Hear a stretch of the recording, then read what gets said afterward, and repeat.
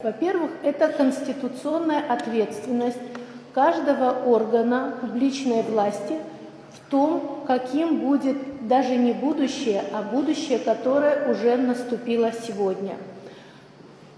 Все мы знаем и все мы видим, как история Республики Абхазия. Владислав Григорьевич Ардзинба, его соратники передали нам политую кровью землю, суверенную и независимую.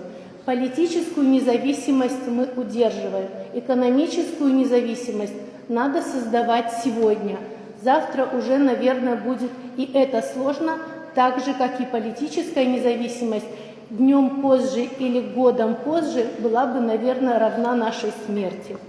Это во-первых. Также я хотела, конечно, сказать, что конституционная ответственность каждого присутствующего здесь, ну и, кстати, отсутствующих должностных лиц в том числе, это в том, что нужно поддерживать гаранта Конституции в его инициативах и в его стремлении соблюдать всю вторую главу Конституции.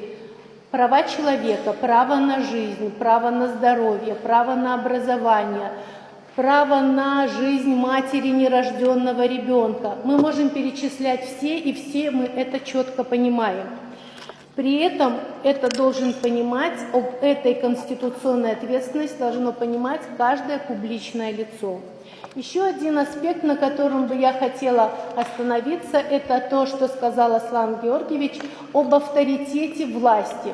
Авторитет каждой из ветвей власти не может строиться на критике или на споре, или на перетягивании того, чья и какая ветвь власти может быть серьезнее, ближе народу или по степени легитимности легитимнее.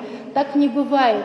Только то, что мы будем все вместе, консолидированно, наверное, адекватно рассматривать вопросы. Кстати, сегодняшняя встреча, наверное, и формат встречи один из таких признаков. Только это повысит авторитет всей государственной власти в глазах народа. И, наверное, это даст еще одну возможность признать и принять то, что говорят государственные органы и органы публичной власти. Сегодня было очень отрадно видеть, что вот эта консолидация была у руководителей органов управления в административно-территориальных единицах. Главы администрации были едины.